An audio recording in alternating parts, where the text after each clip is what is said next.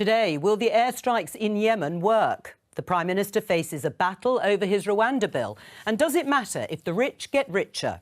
This is Politics Live.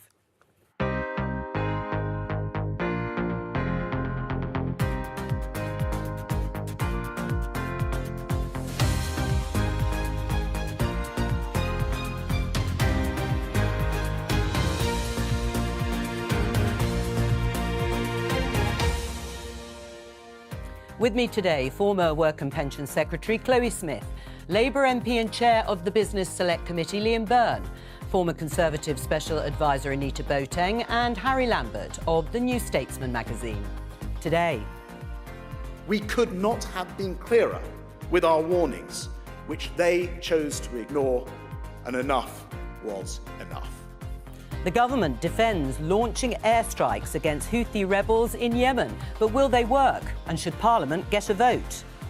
The Conservative Party are completely united in wanting to stop the boats. He says his party's united, but some Tory MPs don't think his Rwanda plan will work. We speak to one of them. Shock news. The super-rich gathering in Davos this week are getting richer. But does it matter? And is Donald Trump going to win again? We look ahead to the Iowa caucuses.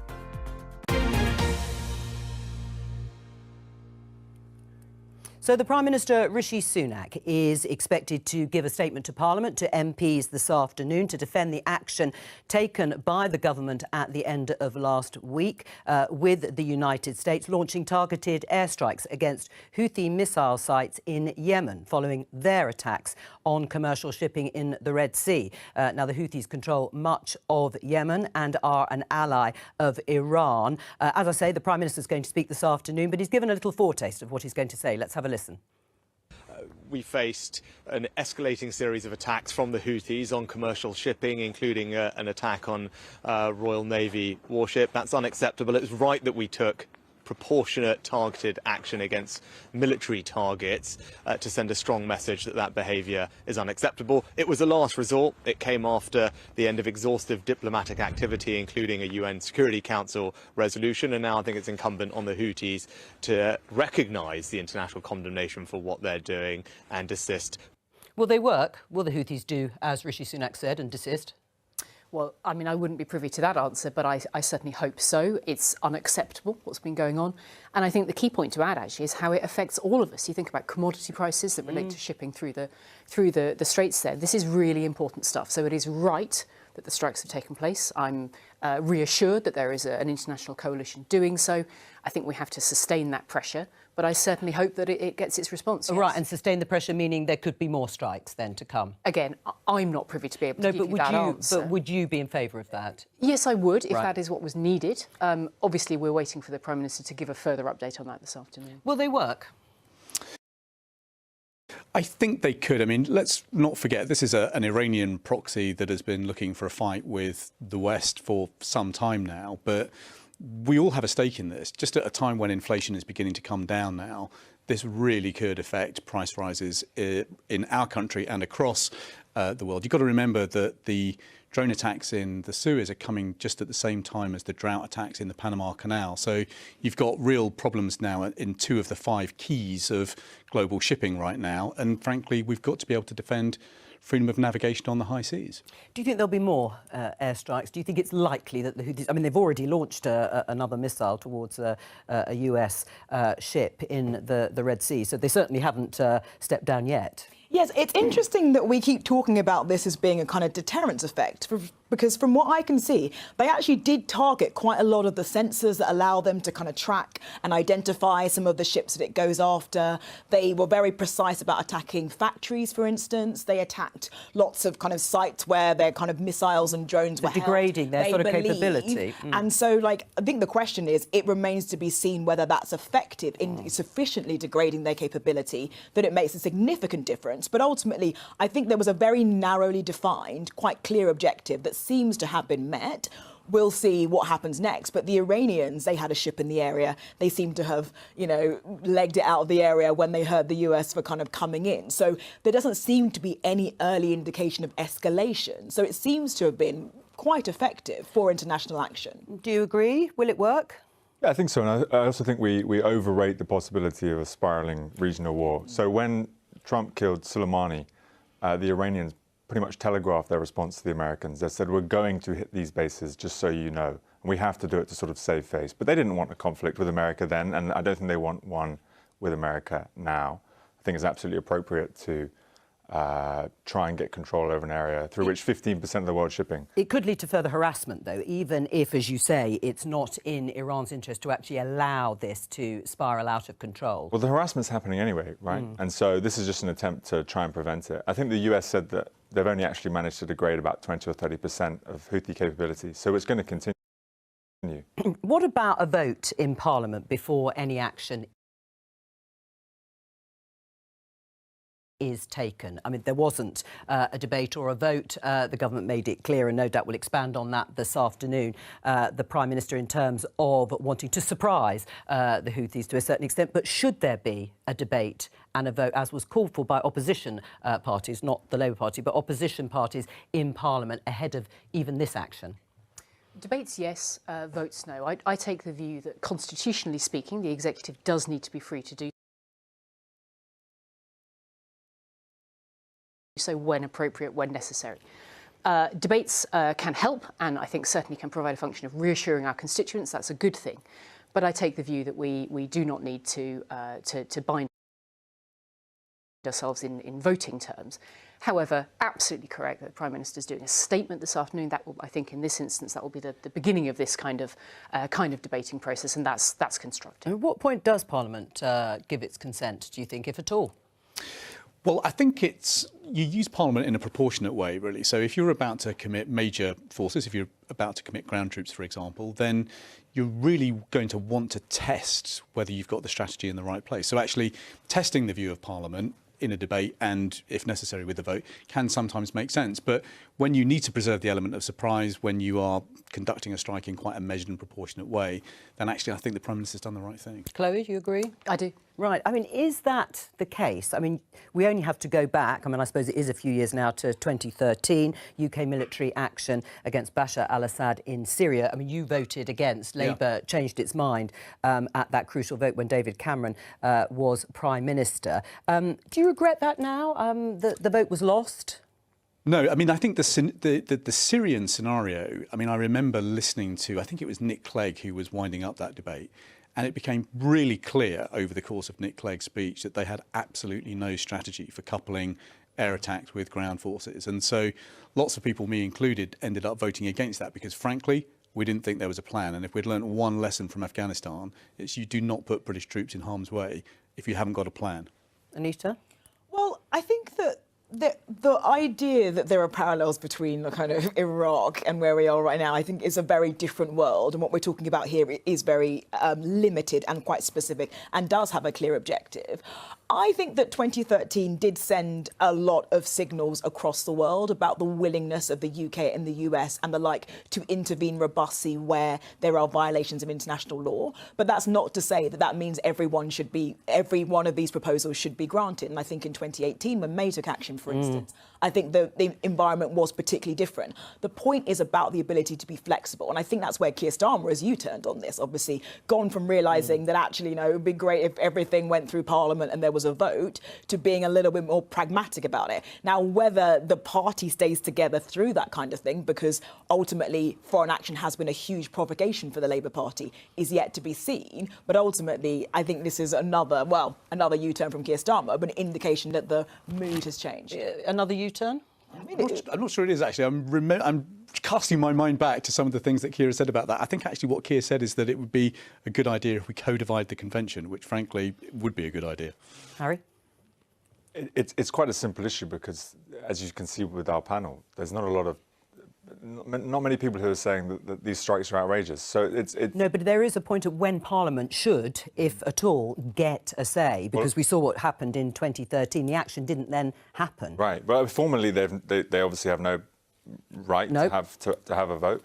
I think clearly when action rises to the sort of state-on-state level, as in Iraq, as with Assad, then you would expect to have a vote. I think the kind of strikes we're talking about have been far too limited in nature for that to be necessary. But I think debate, as Chloe said, is appropriate. Well, and that debate is going to take place this afternoon following the statement from Rishi Sunak, the Prime Minister. Let's have a look at this headline in the Telegraph. Rwanda bill must be strengthened or we'll kill it off. Tory Spartans warn Sunak.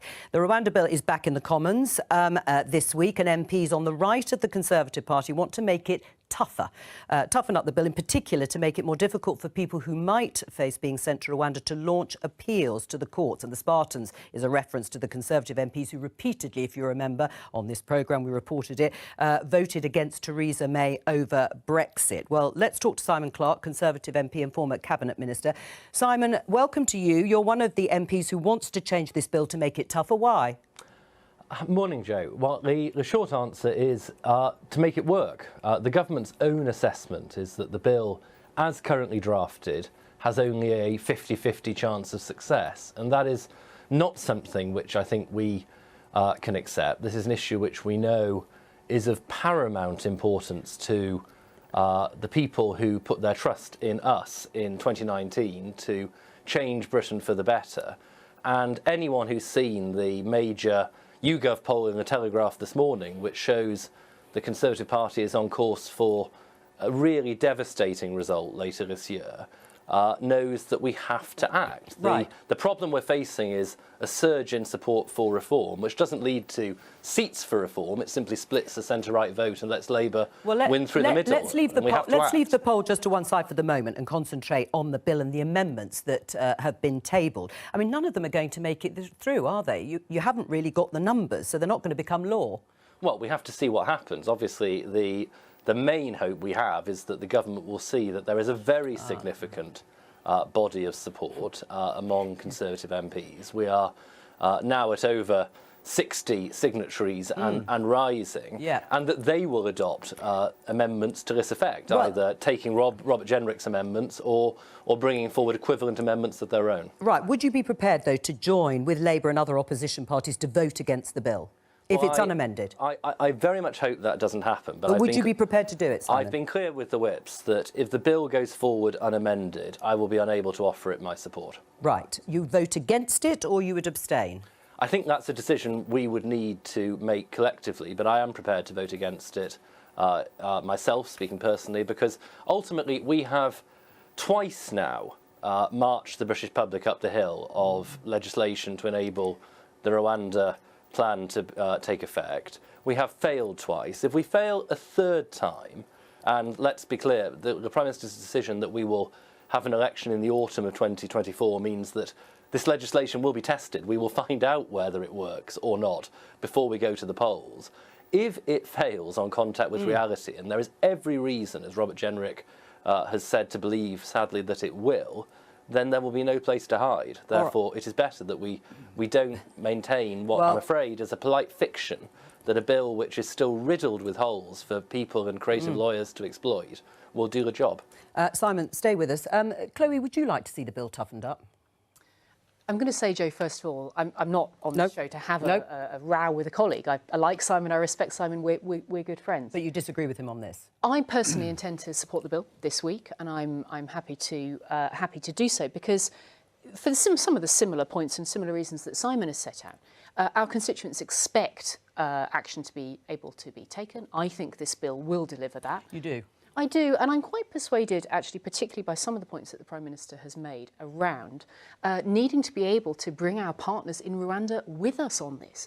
If the Rwandan government is not able to be in partnership with us, then there is no partnership. So I'm quite persuaded by that particular argument. But overall, I think the bill is a balanced piece of work, and I think it's right. Just on that point, Simon, I know the two of you aren't discussing at length here, but on that point, that Rwanda obviously is the other half of this bill, of this agreement, do you have sympathy with what you just heard from Chloe there? Well, I'd repeat what Chloe has just said. She and I are friends, and this certainly isn't an angry debate between us today. I think the point about Rwanda is a really important one, actually. I think it is important to say that Robert Jenrick, who as the Immigration Minister was at the heart of all of the negotiations with them over the course of 2023, he has been clear that it is his experience that that was not the position of the Rwandan government at any point in his talks with them. And it does seem convenient in the extreme that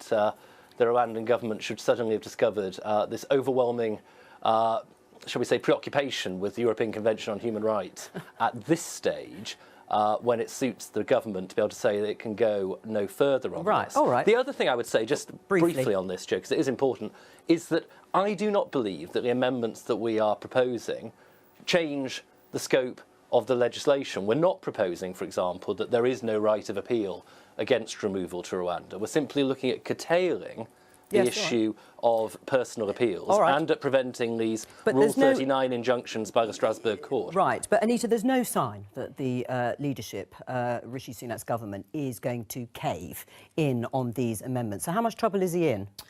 I think it's interesting. I think before Christmas there was a sort of marching up to the top of the hill and everyone being concerned about a government genuinely losing a second reading vote, which I sort of was slightly sceptical about. And likewise, I think that, you know, it's absolutely clear that a number of colleagues like Simon Clarke feel very strongly about this issue. But nevertheless, I remain of the view that we're probably going to get to a third reading that goes through and gets through to the House of Lords. That's the central assumption. Right. And it's very interesting. I mean, Simon's point about the Rwandans and their response to this, they have said publicly that they want to make sure that we comply with international law. So I think they have put some form of a marker in the sand that such that we should take that remark relatively, well, pretty seriously. I also think that the fundamentals of the improvements that the government has made in tackling small boats just is slightly getting lost in this debate about amendments and all the rest of it. Because when you're talking about 23,000 removals, you're talking about deals with Albania, with the French, with the Turkish on criminal gangs, there has been progress. And this feels like a bit of a distraction from what, as Chloe says, her constituents want to hear, which is we've got a grip, it's handled, and we're moving things forward. Well, maybe that's because the government never stops talking about this issue, in a sense. So they've sort of raised the bar themselves. Do you agree, though, also with Simon, Chloe, that the Conservative Party's fortunes at the next election almost rest on this issue and being seen to send flights to Rwanda? I'm not even going to go there. What I'm going to mention, Joe, is something else that is absolutely critical on this and really sobering, which is that more people died over the weekend trying to get into boats to the UK. Yeah. You know, there is absolutely a reason why the government is highly focused on this, for constituents, for the democratic dynamics in this country.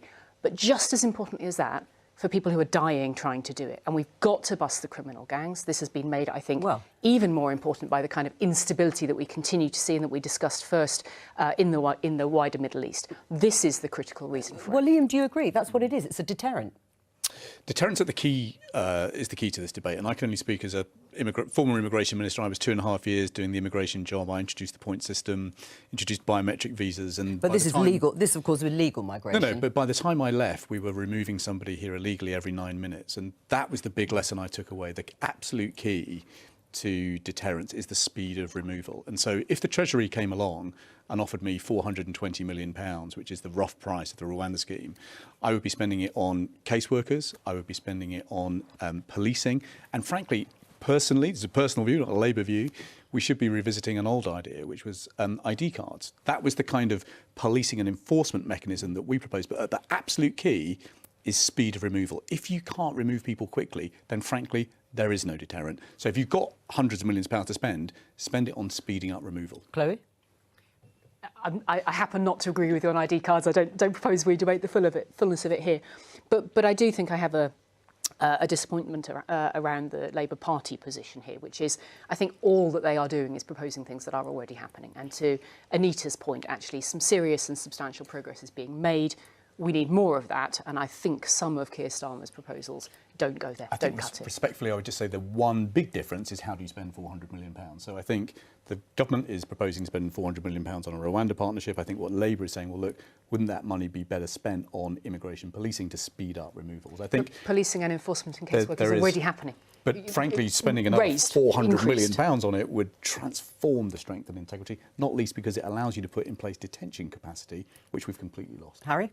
Yeah, and I think the other problem with Rwanda is it's this totemic measure which alienates as much as it attracts. You know, there are voters that will find the principle of it appealing, but there are also large parts of the Tory party and the Tory vote who will be alienated by the fact that their Prime Minister is looking to carry out such a policy. And I think it's been a real error of strategy to rests the entire government on this one thing. And I'd like to ask Simon, actually, whether he fears precipitating a sort of leadership challenge for Rishi Sunak if he is to actually oppose this bill. Simon? Well, that's not the focus of what we're discussing this week. Our focus is on delivering policy that works. And we've heard a number of suggestions there, including those from Liam, which I broadly agree with the exception of ID cards. Of course, detention capacity and, of course, speed of processing matter. But until you change the fundamental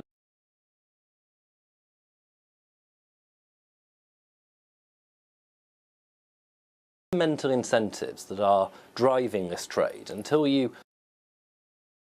stop the idea, which I'm afraid at the moment is pretty well founded in fact, because if you get to the UK illegally, you have a high chance of staying here. That is not going to, I'm afraid, stop the problem that we face. We'll always be dealing with the consequences rather than addressing the root cause. And that is where Rwanda is so important. That is why when we legislate, we must do so in a way which has the highest possible chance of success. And I believe that by adopting the amendments we are proposing, we can strengthen the bill without really changing the nature of the derogations that the Prime Minister has already accepted are needed. You mentioned a poll, and coincidentally, the Daily Telegraph have headlined Tories facing 1997-style wipeout when Blair and New Labour were swept to power. Coincidentally, in the week of these key Rwanda votes and pressure, let's put it that way, from the right. What do you make of it, Anita? Yeah, I mean, I think we really need to decouple these things, because what really matters is, does this policy work? Is it effective? And going back to what Liam said, like a policy around removals and let's get more caseworkers, that's 2009 dynamics. Right now, the numbers of people we are seeing... We were removing more people in 2009 Yes, than but the number of people that we are seeing across all of Europe, every single country is grappling with this. Like, look at what the EU is doing when it deals with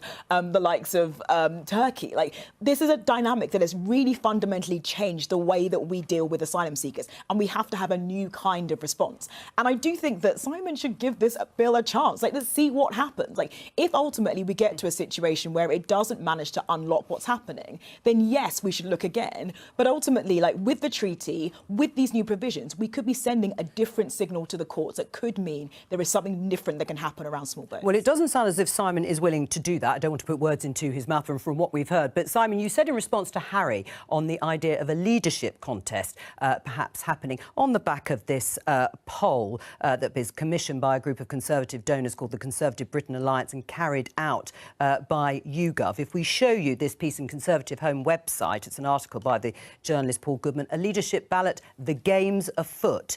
Is it true, and do you subscribe to that, Simon, that if Rishi Sunak doesn't compromise with MPs like you, then there could potentially be a leadership challenge? Well, I think the reality is that all the colleagues I've spoken to, and I have no knowledge of who's really put this poll in the field or what their agenda is. But it's a surprise, is it? Well, our focus is on making sure that we change the law in a way that it works. And, to Anita's point, we cannot, I'm afraid, play this long and just hope against experience that this will work, because the whole lesson of 2022 and 2023 and successive pieces of legislation is that unless we go all the way in terms of the available options open to us, it won't work. And we will have got another bill which doesn't work, which will, from the Conservative Party's point of view, coincide with an autumn election, which we will get destroyed in. Right, so you do think, Simon, that the Conservative Party's fortunes rest in large part on the success of the Rwanda bill, which you don't think will be successful in its current form? Correct. If you look at the polling, there are 96 seats where the Reform vote makes the difference in terms of handing those seats, not to Reform, but to Labour, by splitting the centre-right vote. Those seats alone are the difference between a Labour majority larger than the current Conservative majority and a hung Parliament. Right. So there is an awful lot at stake here, and we can't afford, I'm afraid, to ask the public to once again bear with us where we go and prove that half measures don't cut it. Well, you must be delighted by this poll, Liam. I mean, they must be celebrating in Labour Party headquarters. I mean, the sort of landslide of 1997. Well, I began my political career in Millbank back in 96, 97. And if there was one lesson that we were taught then, it is do not believe a single poll that you see. So actually, there is a really important message actually for Labour colleagues. But in hindsight, you should have believed it. Well, true, but call me superstitious. I mean, that's going to be the line, obviously. Don't be complacent and so on. But, I mean, that is the sort of poll that will, yes, maybe worry Simon and his colleagues, but delight, of course, those in Labour Party headquarters. I think Simon also forgets his own involvement in the real causes of the Tory party's collapse, which is Partygate, Boris Johnson, Liz Truss. Rishi Sunak hasn't been able to lift the party off the floor. But, you know, Rwanda is not the reason why the country's turned against the Tory party. It's the recent history that we've all had to live through. Right. Do you agree with that, Chloe? I mean, you're not standing again, are you, at the election? That's right, isn't it? That's correct. And in actual fact, I've served under all 5 Prime Ministers since 2010. You have. My 6th was Gordon Brown when Liam and I were in Parliament prior to 2010. What do you make of the poll? Wipeout. One extra point that I think deserves consideration here is I think there's a lot of people, and I hear it from my own constituents, who haven't made their minds up.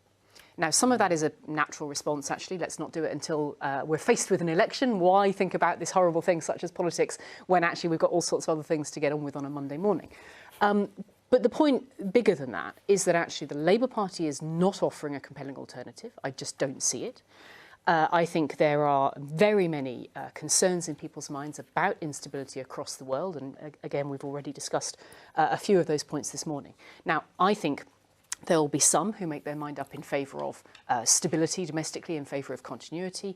But of course, this democratic impetus, actually, to see major issues being dealt with is absolutely correct. That's why I hope the bill for Rwanda passes this week, and I think it's a good piece of legislation that does a job that is necessary because people have asked for it in manifesto terms, in democracy terms. That's important. There's a big job on the table. We live in really tough times. People are making their minds up. Do you really think there's a chance the Tories can win the next election? I certainly hope so. I have every respect for Rishi doing so. I have every respect for my friends and colleagues who will be standing as Conservative candidates. As you say, I happen not to be on your panel this morning. But there are really serious issues in our democracy this year. Well, really serious. And just finally, I mean, Liam, Chloe is right in the sense that the don't knows are still quite significant. Precisely, absolutely. And one of the other issues, I think, here, and what you find on the doorstep, is that there is a big disillusionment with politics right now. Confidence in democracy is low. What that means is that abstentions will be high. And when you have elections where lots of people decide to stay at home, actually they can become quite unpredictable, which is why Labour is absolutely right not to be complacent for a moment about these polls. Simon, just before we let you go, can you rule out any sort of interest in a leadership contest or any leadership contest happening before the next election?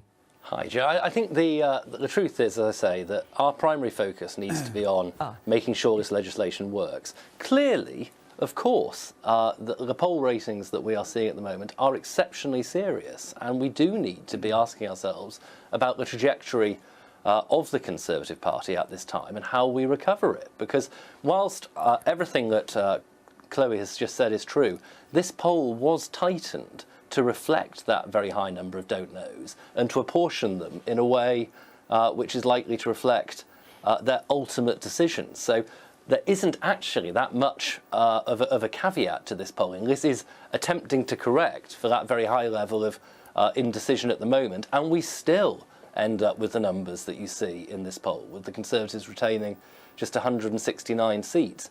So it is a very serious warning. Serious enough then for another leader to come in? Serious enough that we must change course so as to deliver on the promises that we've made. Simon Clarke, thank you very much for joining us. Well, global leaders in politics and finance are gathering in Davos at the World Economic Forum. Let me just show you this Guardian headline. World's 5 richest men double their money as poorest get poorer. Oxfam predicts first trillionaire within a decade, with gap between rich and poor likely to increase. Liam, your new book then is pretty timely, The Inequality of Wealth.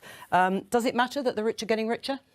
What really matters is that our market has stopped working for everybody. So in Britain, over the last 13 years, the top 1% have multiplied their wealth by 31 times as much as everybody else. And when you look around the world at very unequal societies, they've got a couple of things in common. They tend to become very corrupt, quite poor, and quite stagnant. And I now really worry about those things unfolding here in Britain. And so what the book tries to do is to basically say, look, it doesn't have to be like this. Most of the book is actually devoted to 4 or 5 quite big answers that we could implement here. They've been tried and tested in other parts of the world, and where I think we need to have a debate here if we're to actually rebuild that old ideal, which is a wealth-owning democracy. That's happened on Conservative government's watch. Well, I haven't read Liam's book. I look forward to having time to do so when I've left politics. I think for me, It's a great read. I'm sure it is. I'll pay you $10.99 later, or however much is needed. For me, one of the really key points actually that has been there in the Conservative story since 2010 is the growth in jobs. I get particularly motivated by this. I see this, and I see the power of this in my constituency and elsewhere. Nearly 4 million people more in work since 2010, since Liam's time in government. That is actually the way in which people find their own opportunities, find their own power in life. That's, for me, the most interesting item in a broader debate. Liam's talking about wealth this. inequality. Yes, he is, and actually before we came into the studio, we were talking about the difference between wealth and income, and I understand that technically. What's also true, actually, when you look at the tax take that is there from the top 1%, that has also gone up under the Conservative record, and indeed since Liam's time as in the Treasury. But we're talking there about income tax, and we always do. We always focus on income. Are people in work? Are they getting paid? What are they getting taxed? We never talk about tax rates on wealth. That's the big missing part of our national debate. And we don't talk about tax rates on property, the fact that, council tax is so unevenly applied across the country. Capital gains doesn't apply to primary residences. It's very easy to have wealth in this country and pay very little in tax, while a recent graduate will pay 51% of their income in tax after £50,000. The case in point is the Prime Minister. I mean, the Prime Minister, to his credit, published his tax return recently. Shows about an income of around about 2 million, but it also showed a tax rate of about 21%, at a time when 1 in 5 people are paying 40%. And I think most people in this country feel it's time that we return the tax code to our moral code. And if we did that, actually, there would be the resources to help create funds that could give, for example, young people a dividend once a year to help them put down a deposit on their home. So we've got some real problems now that people can't afford a home, a pension, a retirement for their golden years. And we've got to have a big conversation now about actually how do we rebuild that old ideal, shared on both left and right, by the way, of a wealth-owning democracy. Right. Well, I think that really what you're talking about, some of those structural challenges, for instance, around housing, it feels to me as though Harry's illustrated there are quite a lot of taxes which tax various forms of wealth. And the question is, what are those barriers to opportunity that mean that people can't get on the housing ladder, for instance? It feels to me as though we're starting at the wrong place, right? We should be starting around housing supply, housing availability, the way that our entire network of housing works, for instance, right? To talk about opportunity for young people, we should be talking about education. It feels to me as though the question of why don't we just have an additional tax doesn't really fix, for instance, how you make the existing tax system work better, and also how you tackle the ways in which equality has enhanced and increased and spread through structural things, not just through taxation. Harry? But isn't the big problem that the tax system creates or prevents inequalities? And it's not even that we're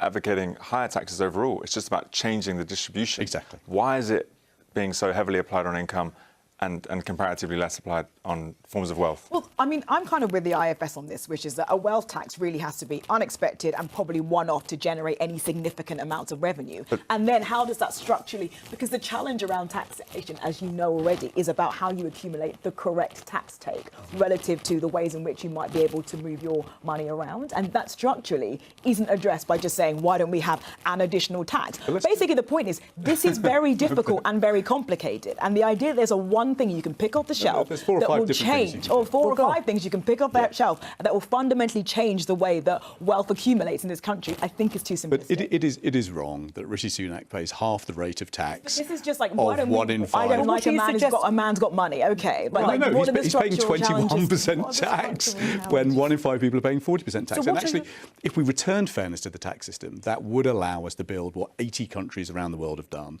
which is a sovereign wealth fund, and actually a dividend from that sovereign wealth fund could provide every 25-year-old, this is not my idea, by the way, this is David Willetts' idea, it could provide every young person with a £10,000 tax break to help them put down a deposit on a home. £10,000 is the average shortfall on a deposit for a home. You can't build your way out of the housing problem with only 4%. So why of isn't young Labour doing people. it? I mean, why isn't Labour doing it? I mean, if you look at tax, they're not looking at wealth taxes, are they? They're No, not and this looking at is- equalising capital gains tax, rightly or wrongly. They're not looking at taxing this would-be income, of course, the top 5%, Yeah. which was part of his... Well, is this what you're hoping that Keir Starmer was going to take on? No, surprise, surprise. It's an election year, and it's very difficult to take big decisions on tax in an election year. It's also quite a bad idea if you're in opposition to take big decisions on tax. And so what the purpose of the book, if you like, is to say, look, there is a big problem in Britain. It's going to get a lot worse as the baby boomers die and bequeath $5.5 trillion in assets. If we want to build a wealth-owning democracy in our country, then we're going to need to do some big things, and we're going to start thinking about them now. Are you disappointed that some of this isn't being taken on, hasn't been taken on? Yeah, and I think it's very strange not to prepare the ground in any way, because there's nothing that the press is going to love more than attacking Rachel Reeves when she does introduce anything that looks like a wealth tax, whereas she could be preparing the ground for some of these changes. And just make a simple argument that individual policies are overwhelmingly popular when it comes to forms of wealth tax. There's no reason, we're talking about housing a lot, there's no reason why a landlord doesn't pay national insurance on the rent they get paid, but an employee does pay national insurance. You know, we have antiquated system that just allows those with wealth to get away with lower tax rates. Right. I mean, isn't it true that, you know, as the Conservatives have sort of run government since 2010, the rich literally have got richer and are keeping more of their money? Well, no. So the statistic I began by talking to you about. Well, let me deliver one statistic, Liam, and then you can have a go at it. I'm not talking about income, but wealth. Well, Joe, on your point of have they paid more money, the answer to that is yes, they have. The top 1% in the last 10 years has paid almost double in absolute terms than what they began by paying. And so that figure is currently at about 71 billion in the tax take. Chloe. She asked, have they paid more? I'm providing the answer. Well, on wealth. Providing an answer. That 71 billion is pretty handy in terms of paying for public services. Now, there are so many broader points here that have already been raised in the debate. I happen to think that the housing point Anita raised is absolutely critical in this, in terms of being able to accumulate wealth during a lifetime. 100%. Or You indeed, can't build your way out of the problem. but the restraints on supply are really significant in this debate. They're really important, significant. but only 4% of people, young people without a home, have got both the deposit and the earnings to be able to buy a home. So unless you actually help people put down a down payment on their home, frankly, it's going to be a pipe dream. Right. But greater housing supply could mean that rents are lower, so people could build their own deposits. The idea that what you should do is give people more money, and that what you should... I mean, Labour were very critical of Help to Buy and all those schemes, saying, well, all you're doing is basically inflating the whole housing system by giving people more money. Well, to be fair, these are the ideas of Liam Byrne rather than lacking a Labour, bit but- of... and it's interesting that you talk about the need for addressing apathy and going out there with radical ideas, and yet we're not seeing Labour really engaging in any radical ideas for how you might improve the structures of the state. Well, I mean, you're trying your best. I'm not sure I'm convinced, but maybe others would be. Have a look at the book. But the point is that wealth inequality in our country has got a heck of a lot worse over the last 13 years, not least because we put £850 billion of quantitative easing into the system. Wow. If you owned assets, that had a massive impact on your wealth. Income from investment has doubled to about 80 billion over the course of this century. But as Harry said, and Harry's written brilliantly about this, the way that we tax that money at the moment means that you pay half the rate of tax that everybody else does. And I think most people in our country, they do want a tax code that reflects our moral code.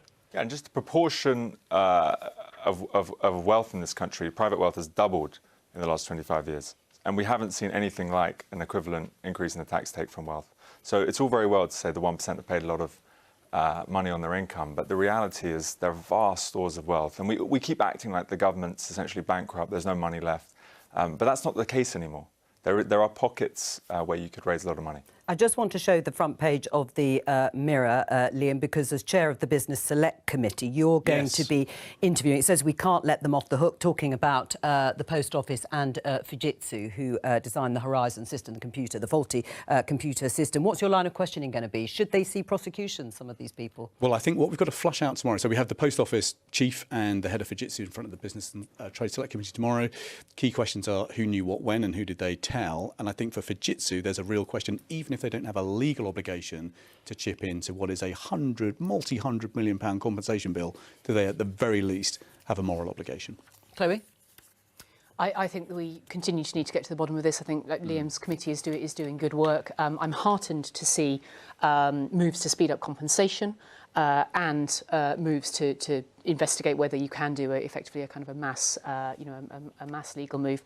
I look forward to giving that much more scrutiny in the Commons when it comes. I think this has been a very deep and serious scandal. But I also actually have a serious interest in others that have also occurred and are coming to their, dare I say, denouement at the same time, such as the infected blood scandal. Yeah. All right. Well, look, it's a big election year, as you know, here, but also in the US. And in fact, a big year for democratic elections around the world, with over half of the world's population going to the polls. Republican voters in Iowa, in the Midwest in the US, are going to start the process to elect the Republican Party's nominee for the presidential election. Donald Trump is way out in front. It's called the Iowa Caucus. It's a rather traditional way of gathering voters together in person, various sort of venues locally across the state to hear the pitch of the candidates who are going to present to them. How significant is it, Harry? Well, Iowa is interesting, but I mean, the most significant thing that's happened in the last year is that Trump, who had about 40% support in the Republican field, is now up to 60%. And it's only gone in one direction. And we're just a couple of months away from March, when most of the delegates will be apportioned. It's right around the same time that the trials against him, one of the main trials against him, will begin. But the reality is he's almost certainly going to lock up the nomination before any legal jeopardy comes to stop him. And I remember going to a Trump rally during the midterms in 2022 and speaking to voters, and a lot of them said things like, we want a Trump-like candidate. We don't necessarily want Trump again, but we want someone like him. And there was this competition to try and be Trump.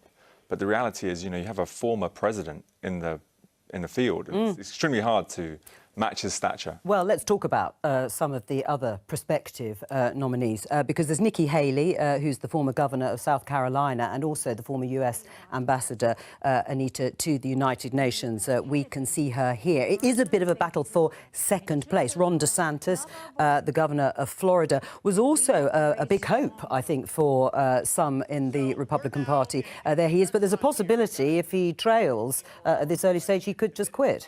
Yes, I mean, if Nikki Haley manages to lock up second place and DeSantis disappoints in that regard, then, I mean, a year ago, when we were thinking about DeSantis' prospects, particularly how he performed in Florida, there was an expectation that really he would be the kind of flag bearer for Trumpism without Trump. But I think the dynamics of that have changed significantly. And it is worth talking, as Harry mentions, the legal cases. I think that the public, clearly, in general, across America, seems like they would be put off by these kinds of legal trials. There's no indication that the Republican base will be, and therefore I think the two things will happen together. But whether that derails the Trump train that's clearly rolling into the station again, I have no optimism. Is the world ready for another Trump presidency? They'll make sure that they're ready, and I think tonight's news actually will be most significant about who comes second. If Nikki Haley can come in tonight at 20 points, then I think that is going to consolidate who is going to basically be the principal challenger to Trump, and I think that will be the big outcome that people are looking at tonight. Yes, I mean, both David Cameron, the Foreign Secretary, and the Shadow Foreign Secretary, David Lammy, were both asked about, and of course they say, well, we will work with whoever is in the White House, as is the standard line. But is the world prepared, do you think, for and ready for another Trump presidency if it happens?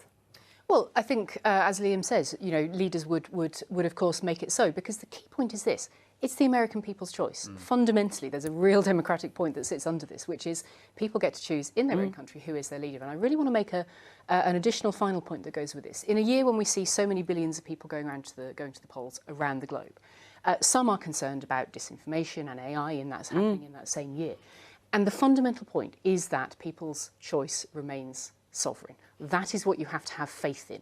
So long as the structures around it in elections are sound, which I believe they are in the UK and I believe they are in the US as well, then people's choice is what counts. That's Harry? what delivers the answer. They're only sound in the US because people resisted the then President Donald Trump trying to change the results of the election. He called up the Georgia Secretary of State and said, I need another 11,000 votes. So the fact that a man like that is coming back into power potentially through democracy just shows the limits of democracy. Certainly, unless we can work out a way of holding him to account for what he did in 2020. So all the hopes really rest on these two election trials that we're going to have, the Jan 6 trials. The first one starts on March the 4th. Well, that's all we have time for, and voters will be stepping out into sub-zero temperatures in Iowa for those meetings for the caucuses across the state. I'll be back tomorrow in slightly less freezing temperatures with more Politics Live here at 12:15 on BBC Two and the iPlayer. Bye-bye.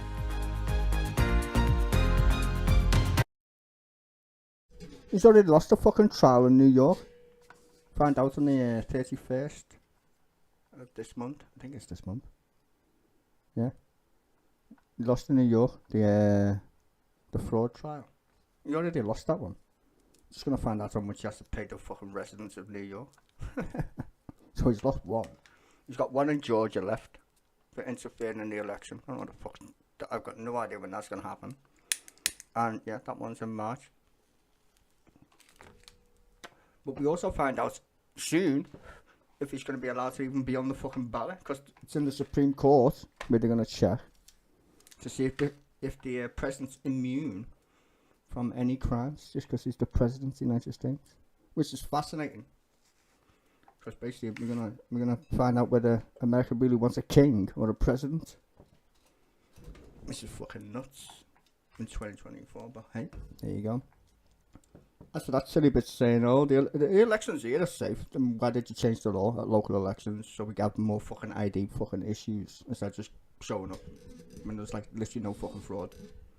But you just changed the fucking law anyway to make it harder for people to vote. Yeah. Yeah, you see Americans do that. Called gerrymandering, you fucking cunt. Anywho, see you tomorrow. Enjoy the rest of your day. Ta-ra.